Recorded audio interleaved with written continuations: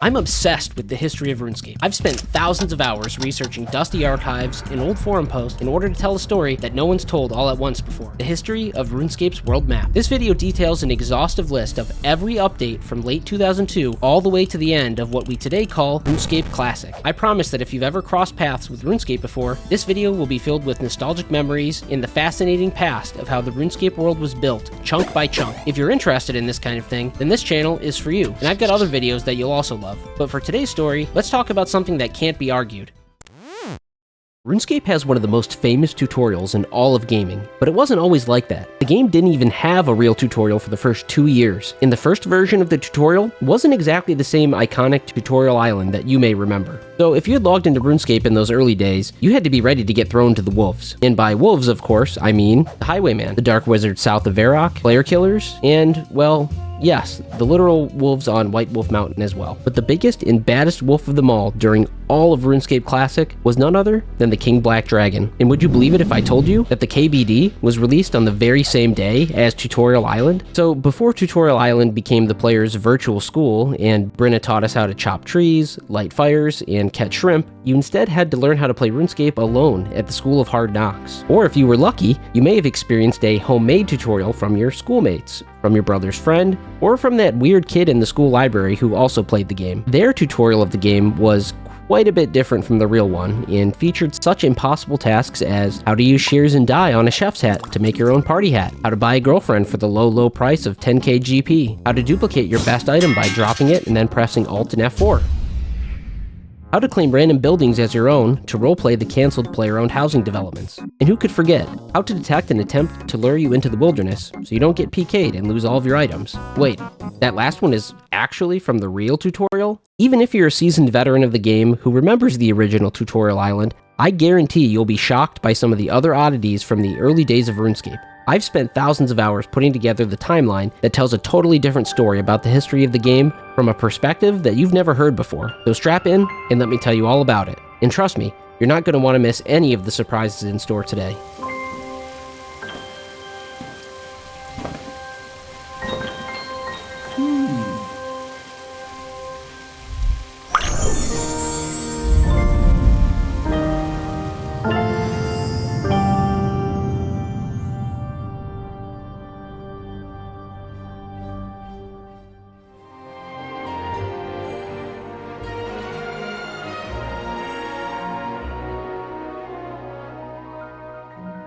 September 24th, 2002. North American audiences were captivated by American Idol, Spirited Away, Kingdom Hearts, Animal Crossing, and most importantly, Doug Dimmadome, owner of the Dimsdale Dimmadome. Friends won a couple of Emmy Awards on this date. But if you didn't have an apartment full of friends to teach you how to play RuneScape before work or after school, that's okay, because Bwana and Vanica were the only friends you really needed. It's just too bad that Vanica gives us a bronze sword instead of one of those keyblades from Kingdom Hearts.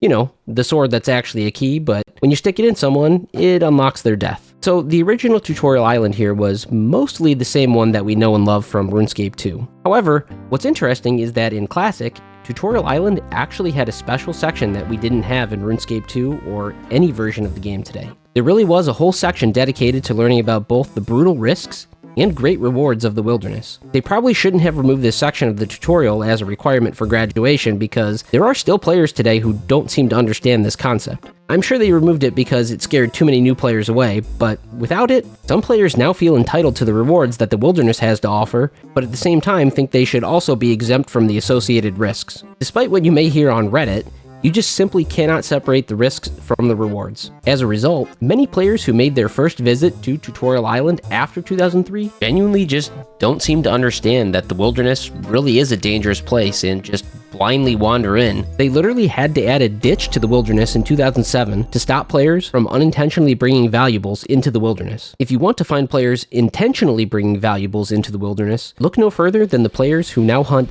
the endgame boss of RuneScape Classic that was also released on this same date, the King Black Dragon. The KBD would remain the toughest boss in game, for at least a couple of years, well into RuneScape 2. The most efficient way to kill him was to bring some friends to tap in and out as needed. While waiting for their turn to melee, they could also range him, even though multi-combat didn't technically exist yet. Regardless, taking turns also allowed players ample time to heal from damage taken in an effort to evenly spread the boss's damage around. This was no easy fight, even with a team, but the rewards of the elusive Dragon Medhelm and a pretty good chance at the rare piece of the Dragon Square Shield made it all worth it for those best-in-slot upgrades that we covered in another video. It's just ironic that the endgame boss of Classic was released on the very same day as the tutorial. Perhaps releasing these two updates together is what inspired Jagex from 2008 to 2011 to remove Tutorial Island and replace it with some flawed and ineffective tutorials called Learning the Ropes and Unstable Foundations that both involved slaying a dragon. You know, that thing you're not supposed to do until you've completed the free-to-play version of the game. In total, Jagex tried 5 failed alternative tutorials over the course of a decade in RuneScape 3, but ultimately settled on a return to a revamped Tutorial Island. One more life lesson after leaving Tutorial Island here in 2002 was to not trust your mates to actually split the D-Medhelm drop, supposedly promising to pay you back in monthly installments while they paraded around the whole map wearing your glorious prize, claiming to be earning the necessary GP for your split. Fortunately, we knew just who to call to get our money now after being unable to avoid this jingle while just trying to watch TV over summer break that year. Now, this day saw one last change to the map as well, with the addition of Baxtorian Falls, the waterfall north of Arty that was, as the name would imply, released alongside the Waterfall quest. You know, that one quest that everyone does at the start of a new member's account today to immediately jump 30 levels in attack and strength right away. Well, that trick didn't exactly work back then. In fact, what if I told you that no quest XP rewards were ever originally meant to allow players to just skip the early game all the way from level 1 to level 30? The reality is that quest XP rewards in Classic actually scaled with your level. Completing Waterfall quest at level 1 attack would immediately boost you a whopping 4 levels up to level 5. Good enough to equip steel weapons, but not good enough for adamant like today. At best, you could jump up to 8 levels from level 12 to level 20 to equip mithril weapons. At level 60, we reach an equilibrium of sorts between the two game engines. The formula for the XP reward at level 60 in Classic equals the flat XP reward in RuneScape 2 and Old School RuneScape. Does this imply that during the transition from Classic to RuneScape 2, that Jagex believed that this quest should be completed by those who already have level 60 attack and strength? Because I don't think it was their intention for brand new level 3 accounts to complete this quest and skip 30 levels of progression. Check out some of these other iconic quests and see what level Jagex assumed you already had prior to completion based on each quest's XP reward formula. I actually think that despite Rendy's best efforts to prove them wrong today, most of these were actually pretty reasonable assumptions for the average contemporary player based on the game engine in RuneScape Classic in 2002, but they really just didn't translate to RuneScape 2's game engine. The quests were just a lot easier in the RuneScape 2 engine. It's yet another example of one of those odd relics carried forward from Classic that should have been corrected in March of 2004 with the release of RuneScape 2, but ultimately wasn't. Lastly on this date, we saw the release of the first of the God Letters, the early precursor to Posty Pete's Post Bag from the Hedge, where Andrew Gower would offer in-universe responses to fan mail from the perspective of the gods. In these letters, we learned all of the following, among much more. Peers are an abomination. The Alcarid Kebab Shop uses goblin meat rather than camel meat. Damrak is a Chad and ladies' man who goes commando. Even the gods know of Thurgo's ravenous and insatiable appetite for red berry pie. And the lake south of Taverley is filled with raw sewage from Falador. Someone should probably tell that to that one druid doing laundry there.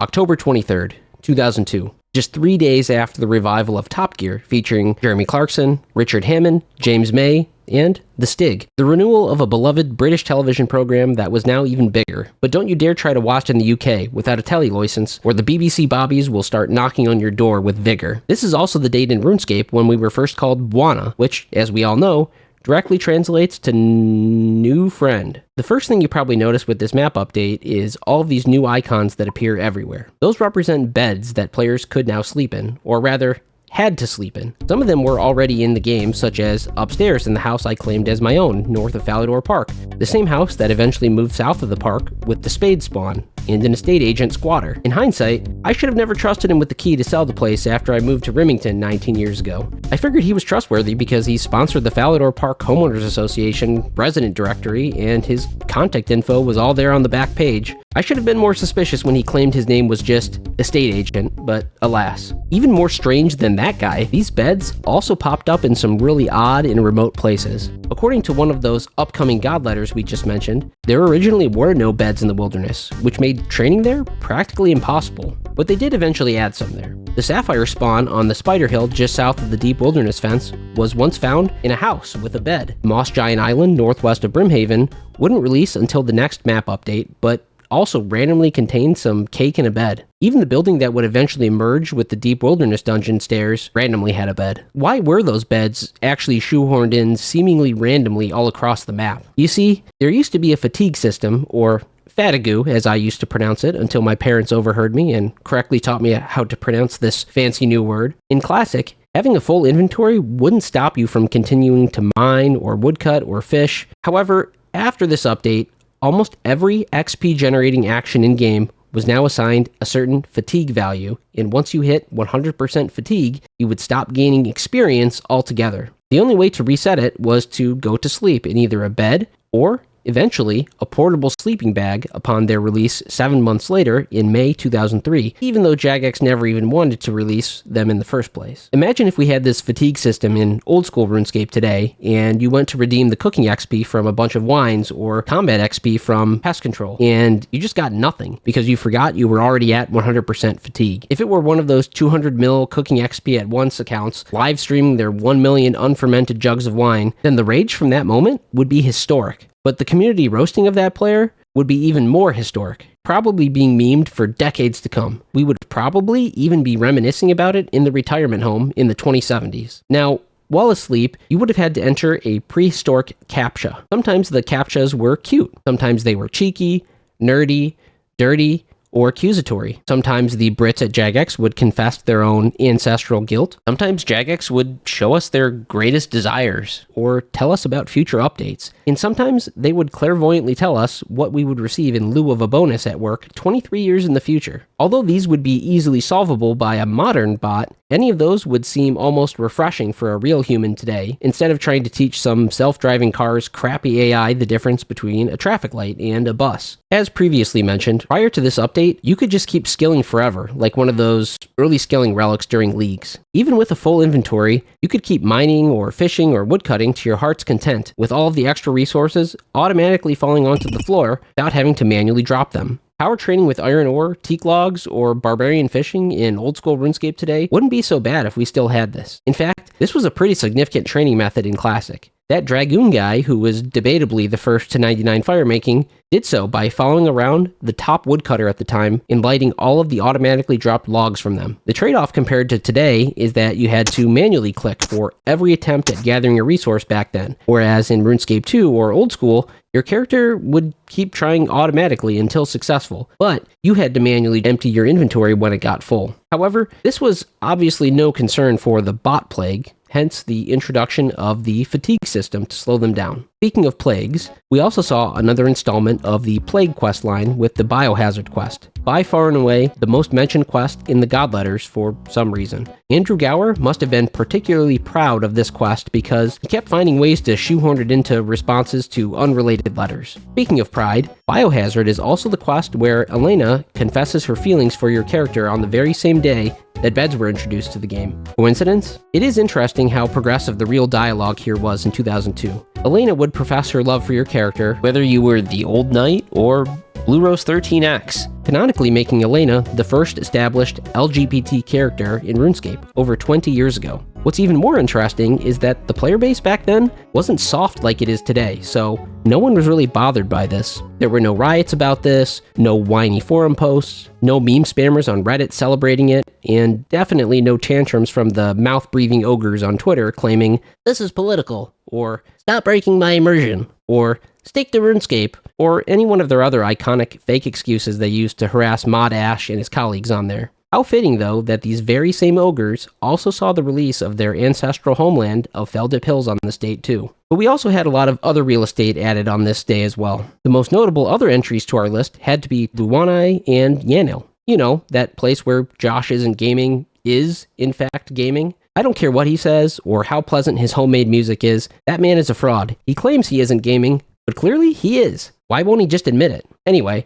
as you can see, Jagex was clearly continuing their southward and westward pushes into both Kandarin and Karamja. Furthermore, it would also make more sense if the impassable mountain terrain of the Galarpos Mountains was released with this update rather than the next one. But it's difficult to say for sure since the 3 official wikis show 3 different release dates. Regardless, while the game saw a lot of new real estate in October, it would be nearly 2 months before we would see another major update to the game. Fortunately, we saw a gauntlet of releases of iconic movies and other games to occupy our time and attention in the meantime, one of which featured Eminem, who is now a grandfather. Feel old yet? A small selection of familiar titles might be Vice City, Metroid Prime, Cubivore, Ratchet & Clank, 8 Mile, Chamber of Secrets, 28 Days Later, and Die Another Day. You know, the title of that Bond film would suggest that there would be a better day to die than that one, but just when exactly was this best day to die?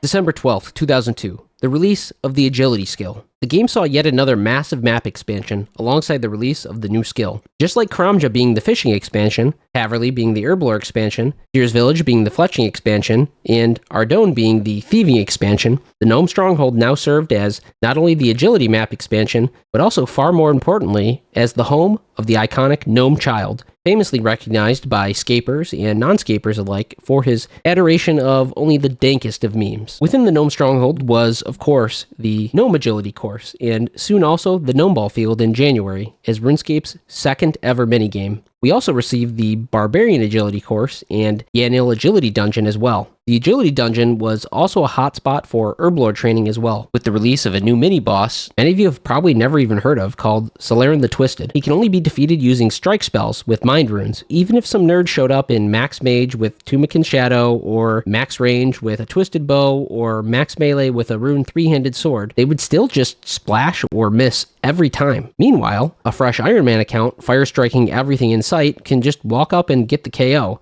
assuming they have the agility or thieving level to make it this far. Once finally slain, he sometimes drops Sinister Keys, which are aptly used to unlock the Sinister Chest, which contains a fixed and consistent assortment of herbs, the only way at the time of obtaining the brand new Torstal herb. These new herbs could be used to make brand new Zami brews, but they also required Jangerberries, which were also newly released on this day, and these could only be found west of Yanil amongst the ogres. The map also shrank from a certain point of view with the new agility shortcuts to make it a bit quicker to get around the ever-expanding world map, as well as some new areas that could only be accessed by those as nimble as a cat on a hot tin roof. One such area was the brand new Moss Giant Island via the rope swing to get there, requiring a whopping level 10 agility. Your character even does a little bit of a Tarzan scream while swinging across the rope. This update also began the Monkey Quest line with the release of the Grand Tree Quest and infamous villain Gloff, the evil gnome who thought The Amazing Race was a television show about his fellow gnomes, but plotted to destroy humans when he found out the show was really about PC gamers. With that quest, we also saw a second small expansion to Karamja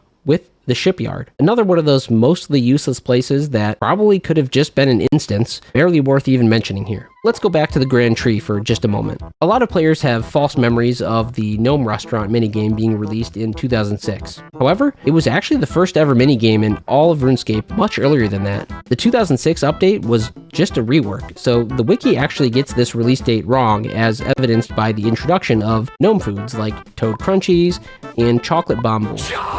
In the original version of the Gnome Restaurant, all orders would be delivered to a Luft Jian, rather than to gnomes within the Gnome Stronghold or all around the world. It's just that no one really participated in this minigame because there weren't really any rewards, and the cooking XP involved was negligible at best. We've all worked jobs like that in real life we'd rather forget, where we got almost no pay, and no valuable experience, so I can understand why players subconsciously wanted to suppress this memory as well. Speaking of terrible jobs, the gnomes of the Gnome Stronghold weren't the only source of high fantasy released this month, as just 2 weeks later, only a few days before the end of the year, the world would also see the founding of LinkedIn. This one is by far and away the worst and fakest of all the social media apps where so-called professionals with delusions of adequacy network with their current and former work peers and greatly exaggerate their skills and experience. Somehow, it would be far sadder and even more pathetic if these works of fiction actually happened. And you know, if such a website somehow existed within RuneScape, that these gnome restaurant workers would all be claiming to be a master chef, mixologist, and executive delivery boy offering customized white glove client experiences while delicately handling transactions for a multi-million GP corporation. Nah bro, you just worked the Sunday of the Gnome Ball Championship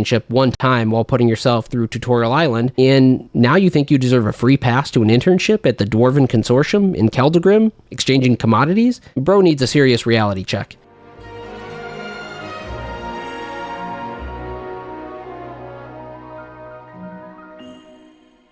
January 27th, 2003. Somebody had to put these delusional employees in their place, and who better than Terry Tate, office linebacker. You know you need a cover sheet on your TPS reports, Richard! It was announced during the previous day's Super Bowl that Terry and others like him would be joining American workplaces everywhere to increase productivity by taking down common office nuisances like HR. Never be penetrated without HR approval. This was exactly the type of farm system or development squad needed for the country to win its 37th Super Bowl in a row. In fact, that record is still active over 20 years later. Is the rest of the world even trying? Well, no, not exactly, I guess, but at least the country that invented the sport is actually winning it, unlike the Stanley Cup for the last 30 years, or the World Cup for the last 60 years. Like, imagine if the Gnome Stronghold and Gnome Village started losing the Gnome Ball Championship to Shilo Village or Brimhaven every year. It would just be pathetic. Speaking of Karamja, the world saw an expansion further south into the island with the release of Shilo Village and the similarly named quest, but the villagers were perhaps a little too focused on fending off an army of the undead to surpass the gnomes at Gnome Ball. But much like in Gnome Ball, they wanted to win and survive this zombie apocalypse. They were going to need a plan of action from a seasoned professional. So here's the plan for Shilo Village quest. Okay, we take Hajiti's cart, arrive in Shilo Village, go in, kill the one small favor guy, sorry Yanni, grab the steel key ring with the bone key, go to Queen Rashilia's tomb, tell her to piss off, retreat to MacGruber's Wood to trap her army of the dead in a place no human will ever venture, head to Brother Galahad's, pull up, have a cup of tea, and wait for this whole thing to blow over. No. That wouldn't be safe. There's a top secret section of broken fence they could potentially escape from and infect all of Kandarin. Okay, take the cart, arrive in Shilo Village, kill the one small favor guy, sorry, grab the keys, go to Queen Rashilia's tomb, tell her to piss off, lure her army of the dead to Shilo Village, go to the dead man's chest in Brimhaven, have a nice cold pint, and wait for all of this to blow over. No, I guess we can't sacrifice all of Shilo Village like that. Okay, we gather some items and information from around the island, we head over to Queen Rashilia's tomb, take care of Nazastrul, we go over to her son's tomb, bury them together to bring her spirit to peace, return to Shilo Village, and kill the one small favor guy anyway, just in case he was the last remaining zombie. How's that for a slice of fried gold? Now, speaking of certified gold and platinum,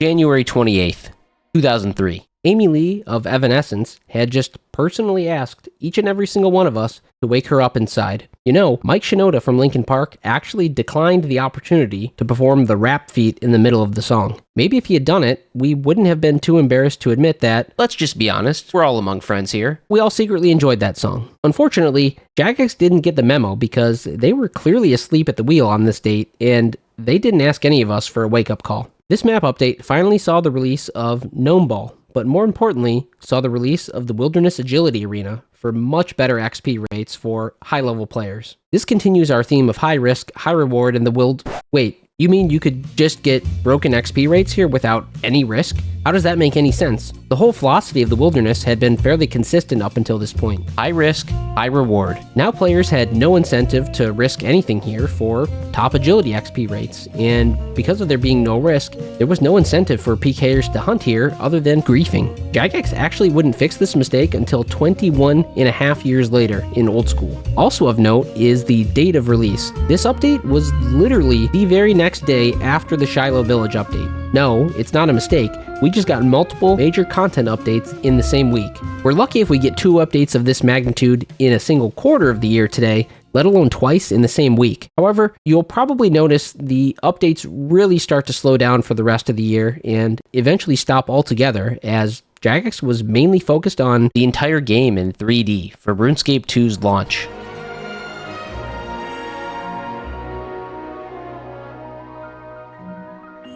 March 3rd, 2003. Just a week and a half after American pop singer Olivia Rodrigo was born, Jagex took us to an even darker place than she did with her first album, Sour, with the release of the Underground Pass. This is one of those regions of the map that, even today in Old School, still somehow looks straight out of Classic. This is going to be a recurring theme this year because Jagex was concurrently releasing updates for most of 2003 while also immediately remaking them for re-release in early 2004 upon the launch of RuneScape 2. As such, a lot of the 2003 and even some of the late 2002 updates, even still today, feel so much older than some updates released far earlier on. That's why I love visiting clunky places like Shilo Village and the Legends Quest dungeon, because they still have that nostalgic feel, and I hope they leave them alone forever for that reason. Now, we've already talked about this quest and area quite a few times on this channel, so as a brief summary for the uninitiated, this cavern below the impassable mountain terrain, known as the Galarpos Mountains, acts as a dangerous below-ground mountain pass filled with all sorts of dangers like booby traps, monsters, and seemingly impossible agility obstacles. During the appropriately named Underground Pass quest, we had to make our way from the entrance in West Ardougne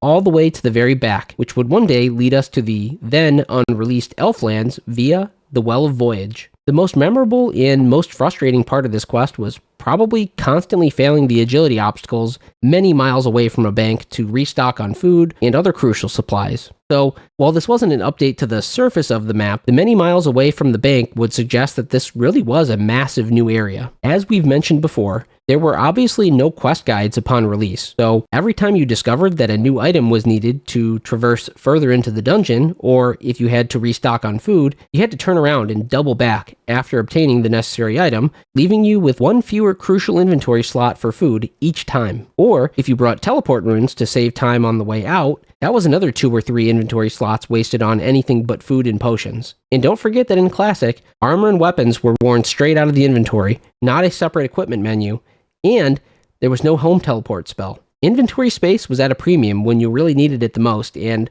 more likely than not, you would have died a few times and lost all of your stuff while trying to complete this quest, having to gather it all again and again. No doubt, the lead developer of the quest, Mod Tom, had a bet going with his colleagues at Jagex about how long it would take for the first players to successfully complete the quest. Needless to say, they probably owed him a lot of drinks at the pub by the end of the week.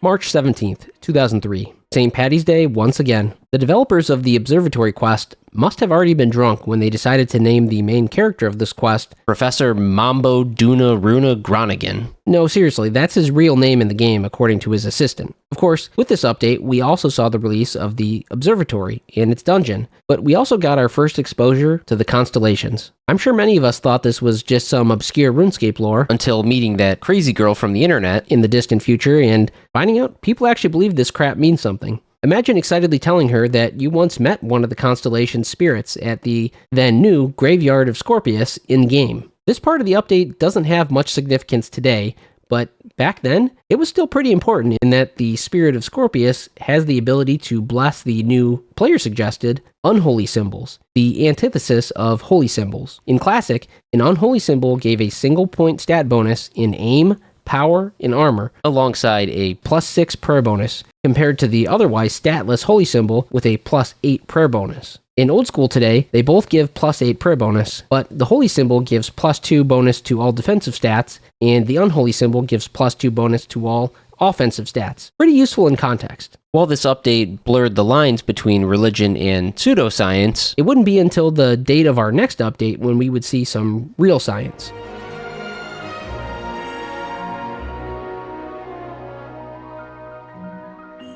April 14th, 2003. On this very date, Human Genome Project completed its work sequencing 99% of the human genome. However, there was one far more important ongoing development. If you lived in North America, The Legend of Zelda: The Wind Waker had just been released by Nintendo. Without this game, we wouldn't have half of the non-RuneScape music used in old-school RuneScape videos on YouTube. It really seems to be every content creator's favorite soundtrack. You know, I don't know what it is, but there's just something about the cheery, peaceful, and hopeful Outset Island theme that works so well with brutal player killing in PvP.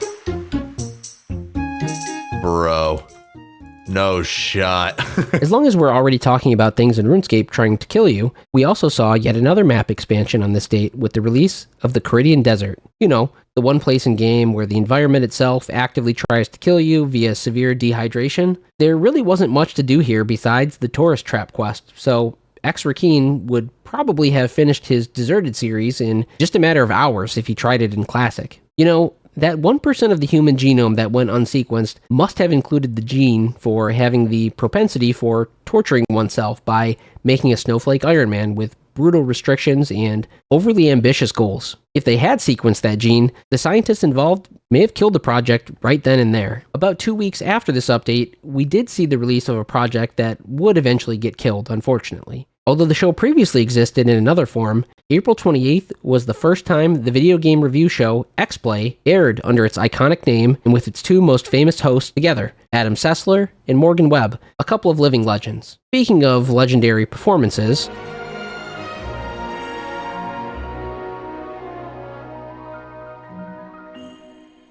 May 7th, 2003. Arsenal began what would go on to become their 49-match unbeaten streak on their way to their last Premier League championship. Unfortunately, I didn't have as much fortune as I found myself getting one-shot by an unexpected blue dragon when I didn't know that I needed my anti-dragon shield during the Watchtower quest, also released on this date. Death carried a very heavy price in Classic, so the odds of retrieving your gear in 2 minutes on the other side of the map from Lumberyard, which had no bank, to an area that requires specific quest items to access, were essentially zero. And those quest areas were so off the beaten path that the odds of anyone being able to recover your gear were slim as well. And even if someone did recover your gear, you know they would just keep it for themselves, as I would go on to learn the hard way here. But with that quest also came the release of the Ogre City of Gu'Tanoth, as well as an expansion of Feldip Hills, including the infamous Death Rune spawn surrounded by wolves that never lose aggression, maybe thwarting some less sophisticated bots from camping a spawn. World hopping wasn't much of a thing back then prior to the release of SwiftKit or Swift Switch for RuneScape 2.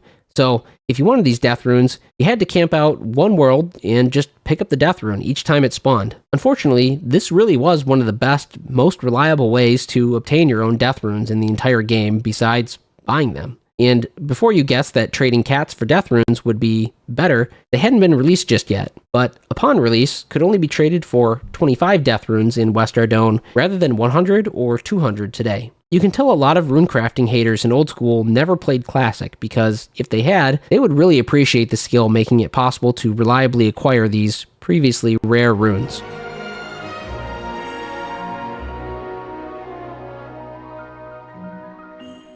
June 9th, 2003. Earlier we mentioned a team who wears red and hasn't won any championships in over 20 years, but they aren't the only one. The NHL's New Jersey Devils won their last ever Stanley Cup on this date. Led by goalie Marty Brodeur, who even pitched a cup-clinching shutout, successfully waffleboarding away all 24 shots on net. This Game 7 finished with the Anaheim Mighty Ducks getting killed 3-0, but that wasn't the murder we were interested in investigating on this date. In RuneScape, we saw the release of the Murder Mystery Quest, and therefore, a map expansion of the Sinclair Mansion, the perfect quest for your friend who's so much of a true crime junkie that they're really excited when summoned for jury duty. Here we had to pretend to be Hercule Poirot and investigate the murder of Lord Sinclair. After collecting evidence and interviewing witnesses, we put all the pieces together and came to the conclusion that it had to be one of his children. Although there was a lot of evidence incriminating all of the children, in fact, it was none other than the oldest son, Bob. Or maybe it was really Anna, and she framed her younger brother.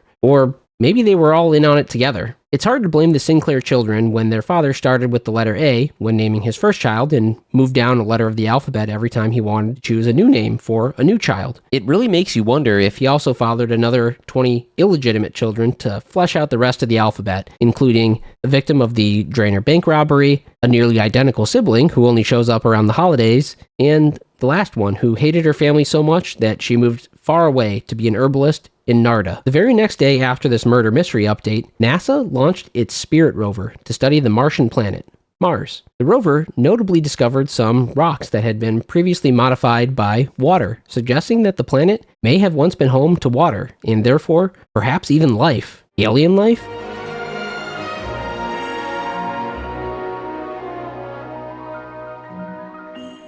July 9th, 2003.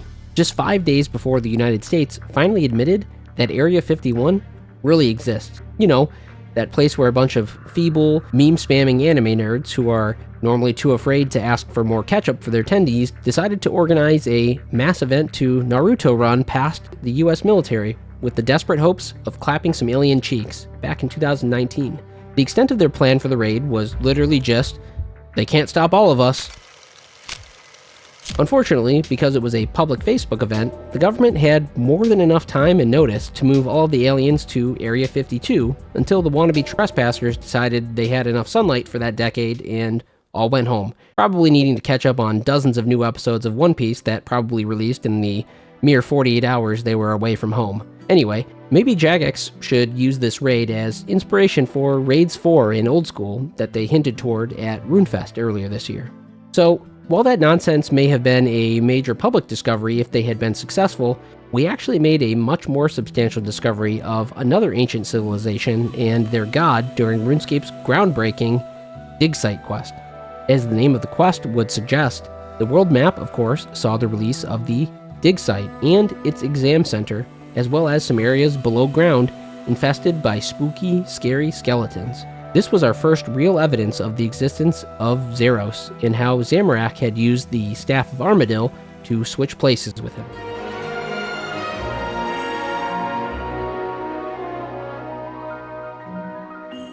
July 28th, 2003.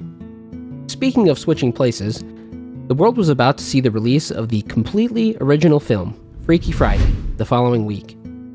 No wait, not that version, the remake. No wait, not that remake, the older remake. No, the one with Lindsay Lohan. No, the prequel to that one. There we go.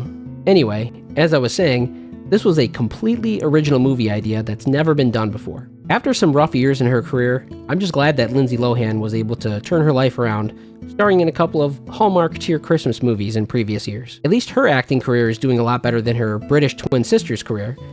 I haven't seen her in anything since The Parent Trap, and that movie is even older than RuneScape. Now, this date also saw the release of the pre-construction skill Lumberyard and Gertrude's house, as well as the ability to have your own pet cat.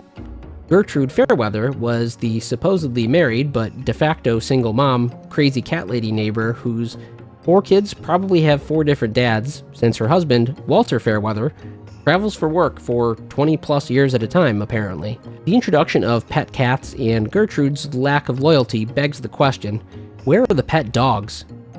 They're the bravest and most fiercely loyal of all pets.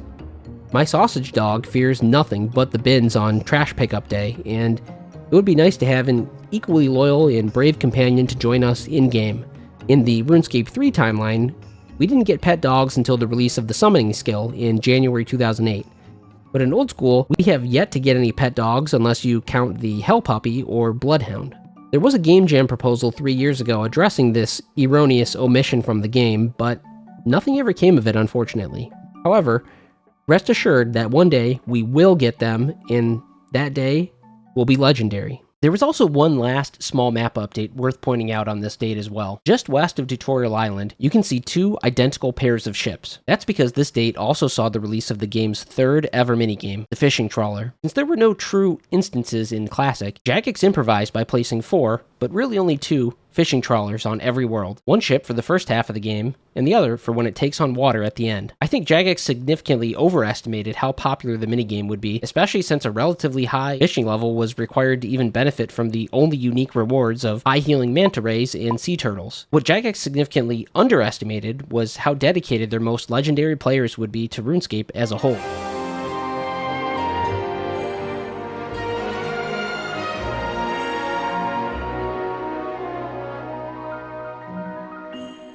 August 20th, 2003. As RuneScape Classic drew to a close, it seems appropriate to reflect back on the legends who helped to shape the game. Rab, RuneScape's first ever player. Blue Rose 13X, the first to level 99 magic and level 99 smithing, single-handedly made all of the earliest adamant and rune items. PKS, the first to 99 fishing and cooking. Latangel, the first to 99 crafting, who crafted many of the higher level jewelry items for us. The Old Knight, a humble, rank number 1 overall, who had no problem striking up a conversation with anyone, and just the second player to eventually reach level 99 in all skills. Zezima, another one of the early game's top players, and the first to reach level 99 in all skills eventually, whom many of us would consider to be the greatest RuneScape player of all time. It only seems fitting that the 50th and final quest in RuneScape Classic would be dedicated to them, and give each of us the opportunity to feel like we too could join these legends with the release of the Legends quest. This quest was actually incredibly difficult at the time, not just because of the skill requirements, but also because of the unique dangers of the boss fights, but more on that later. With the release of this quest, the map expanded once again with the Karazi jungle above ground and the Vieldi caves just below that. These dangerous new areas, home to these Estonian chickens, were only able to be reached by the game's very best and most skilled players. And much like other contemporary areas in the game, these places were being developed concurrently in both RuneScape Classic and RuneScape 2, generally around the same time. It's why these places never quite got the same graphical overhaul that other places received upon the migration to RuneScape 2, and why they've been mostly untouched after over 20 years. Those brave enough and strong enough to venture to these new areas could find themselves rewarded with a new best-in-slot shield and best-in-slot cape, not only for defense, but far more importantly, for fashionscape. One interesting feature in the caves that gets overlooked on most playthroughs would have to be these strange barrels that can spawn all sorts of random foes and items. It begs the question how these creatures fit into these barrels, and how they survive without food and water in this isolated room deep into a dungeon that only the most skilled can traverse. Like, how does a level 6 mugger, for example, get in here past all of the skill checks on the way in? The only explanation is that these barrels are magic and teleport random enemies and items from all over the map to you. One of the possible enemies that can spawn is a Dark Wizard, the notorious killer of noobs south of Varrock. Wouldn't it be amusing if these barrels could be collected and opened anywhere so that Dark Wizards could pick off bots anywhere if you get lucky enough with your RNG? What's also interesting is the certificate drop table of the barrels.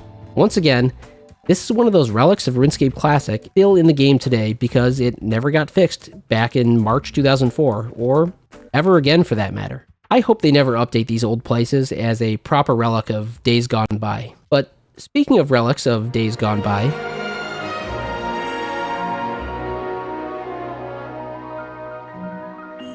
September 22nd, 2003. This fall saw the release of some iconic classic Flash animations like Badger Badger Mushroom, The End of the World, 55, and Clayworld by Nox. This was really the beginning of the era of Newgrounds, E-Bombs World, Albino Black Sheep, and plenty of other non-centralized, nostalgic websites that preceded the consolidation of videos on YouTube. But while one era began, another came to an end. Jagex released its final true map update of RuneScape Classic with the Mage Arena. That's right, this would be both the final version of the game and the final version of this world map until RuneScape Classic eventually shut down. Those brave enough to venture to the deepest depths of the wilderness and who had achieved a daunting level 60 magic could battle it out here to earn another best-in-slot cape for magic, and arguably for fashionscape as well if you couldn't cut it as a legend. Many of you may recognize this update as the final content update of RuneScape Classic, besides Halloween and the Scythe, and therefore, the final world map. And you'd technically be correct. However, I would argue we actually had at least one more map update to RuneScape Classic.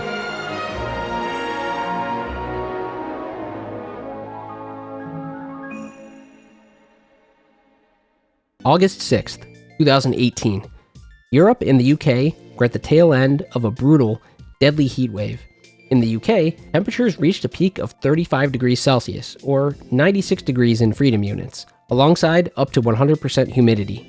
That may not sound out of the ordinary for those of you in the American South or Australian Outback, but they don't exactly have much in the way of infrastructure to handle temperatures or humidity like that in Europe. Europeans mostly lack air conditioning and also lack the necessary power grid to support its widespread use anyway. It makes you wonder why they don't invest more in nuclear energy.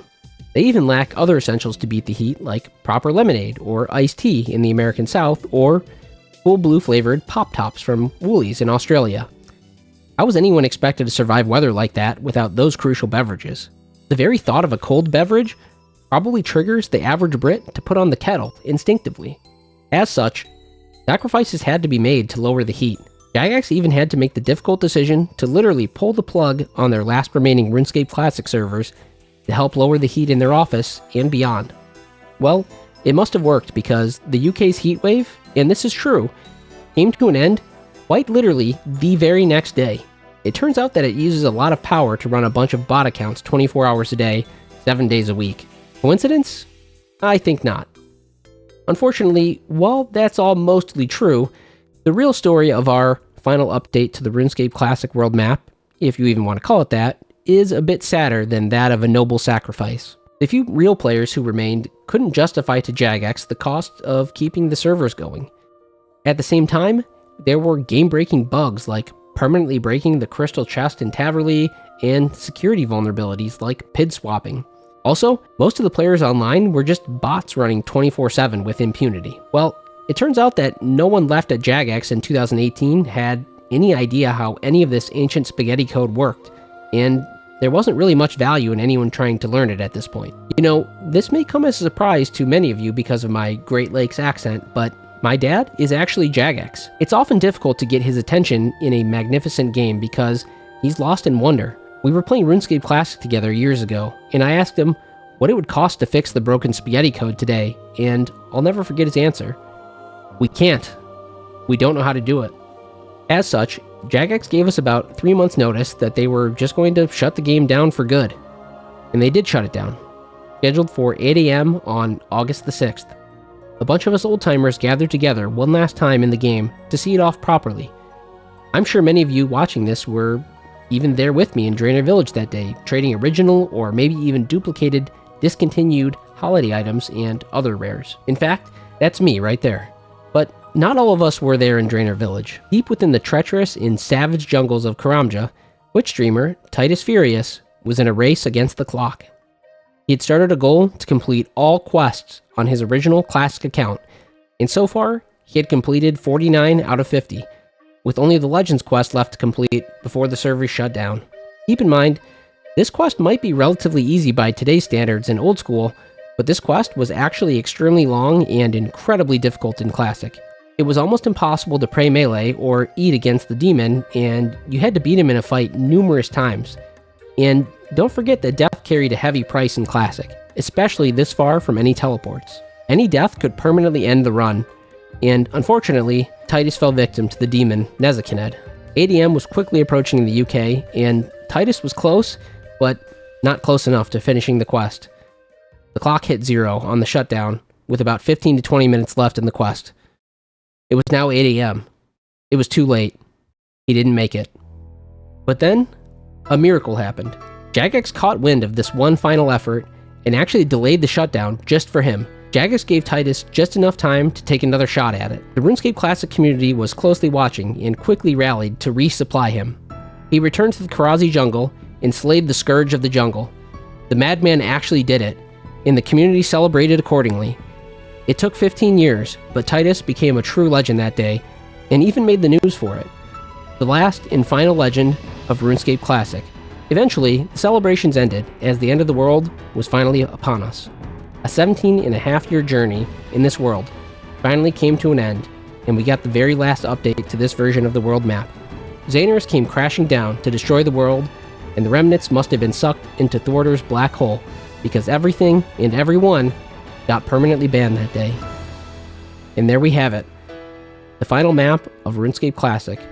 A desolate, barren void, frozen in time forever. But our story doesn't have to end there.